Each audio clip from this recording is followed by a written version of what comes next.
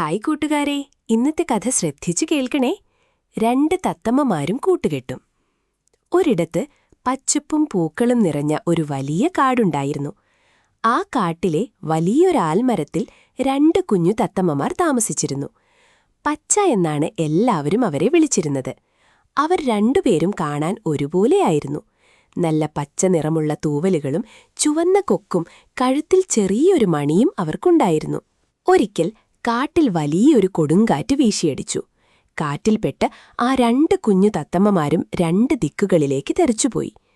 ഒരാൾ ചെന്നു വീണത് ശാന്തമായ ഒരാശ്രമത്തിന്റെ മുറ്റത്തായിരുന്നു. അവിടത്തെ മുനിമാർ ദയയുള്ളവരും എല്ലാവരോടും സ്നേഹത്തോടെ സംസാരിക്കുന്നവരുമായിരുന്നു. രണ്ടാമത്തെ തത്തമ്മ ചെന്നു വീണത് കാട്ടിന്റെ മറ്റൊരു വശത്തുള്ള വേട്ടക്കാരുടെ ഗുഹയ്ക്കടുത്തായിരുന്നു. അവിടെയുള്ള വേട്ടക്കാർ എപ്പോഴും വഴക്കിടുകയും പരുഷമായി സംസാരിക്കുകയും ചെയ്യുന്നവരായിരുന്നു. കുറേ കാലം കടന്നുപോയി. 2 തത്തമ്മമാരും വളർന്നു വലുതായി. ഒരു ദിവസം ആ നാട്ടിലെ രാജാവ് കാട്ടിൽ വേട്ടയാടാൻ വന്നു. കുറേ ദൂരം നടന്ന് തളർന്ന രാജാവ് വേട്ടക്കാരുടെ ഗുഹയ്ക്ക് സമീപം ഒരു മരച്ചുവട്ടിൽ വിശ്രമിക്കാനിരുന്നു. അപ്പോൾ ഗുഹയ്ക്കുള്ളിൽ നിന്നും ഒരു ശബ്ദം കേട്ടു. "പിടിക്കൂ അവനെ, അവന്റെ കയ്യിലുള്ള ആഭരണങ്ങൾ തട്ടിയെടുക്കൂ, വേഗം ഓടിവരൂ." അതാ രണ്ടാമത്തെ തത്തമ്മയായിരുന്നു. വേട്ടക്കാരുടെ സംസാരം കേട്ട് വളർന്ന ആ തത്തമ്മയ്ക്ക് മോശം വാക്കുകൾ മാത്രമേ അറിയാമായിരുന്നുള്ളൂ. പേടിച്ചുപോയ രാജാവ് ഉടനെ അവിടെ നിന്നും കുതിരപ്പുറത്ത് കയറി ഓടിപ്പോയി. യാത്ര ചെയ്ത് രാജാവ് ഒടുവിൽ ആ ശാന്തമായ ആശ്രമത്തിലെത്തി. അവിടെ മരക്കൊമ്പിലിരുന്ന 1ാമത്തെ തത്തമ്മ രാജാവിനെ കണ്ടതും മനോഹരമായി പറഞ്ഞു: "സ്വാഗതം മഹാരാജാവേ, അവിടുന്ന് തളർന്നിരിക്കുന്നു.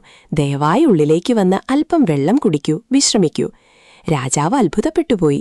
ഒരേപോലെയുള്ള 2 പക്ഷികൾ, പക്ഷെ അവരുടെ സംസാരം എത്ര വ്യത്യാസപ്പെട്ടിരിക്കുന്നു. രാജാവ് തത്തമ്മയോട് ഇതിന്റെ കാരണം ചോദിച്ചു. അപ്പോൾ തത്തമ്മ ചിരിച്ചുകൊണ്ട് പറഞ്ഞു: "മഹാരാജാവേ, ഞങ്ങൾ ഒരേ അമ്മയുടെ മക്കളാണ്. പക്ഷെ ഞങ്ങൾ വളർന്ന സാഹചര്യം വ്യത്യസ്തമായിരുന്നു.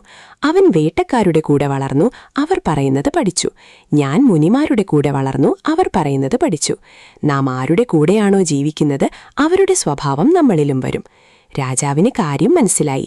നല്ല കൂട്ടുകാരെ തിരഞ്ഞെടുക്കുന്നതിന്റെ പ്രാധാന്യം അദ്ദേഹം തിരിച്ചറിഞ്ഞു. ഗുണപാഠം: നല്ല കൂട്ടുകെട്ട് നല്ല സ്വഭാവം നൽകുന്നു. നാം ആരുടെ കൂടെയാണോ ഇടപഴകുന്നത്, അവരുടെ സ്വഭാവം നമ്മളിലും പ്രതിഫലിക്കും. ഈ മായാജാല കഥ നിങ്ങൾക്കിഷ്ടമായെങ്കിൽ ലൈക്ക് ചെയ്യൂ. കൂടുതൽ കഥകൾക്കായി സബ്സ്ക്രൈബ് ചെയ്യൂ. നിങ്ങളുടെ ഇഷ്ടപ്പെട്ട ഭാഗം കമന്റിൽ പറയൂ.